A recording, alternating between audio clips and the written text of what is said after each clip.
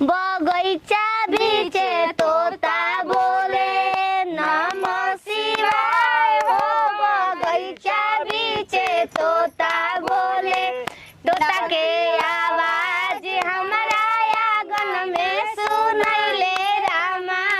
तोता के आवाज हमारा आंगन में सुनैले रामा। आंगनवा बीचे सासू बोले नमः शिवाय हो। बगैचा बीचे तोता बोले नमः शिवाय हो। बगैचा बीचे तोता बोले, तोता के आवाज हमारा सेज पशु नैले रामा। तोता के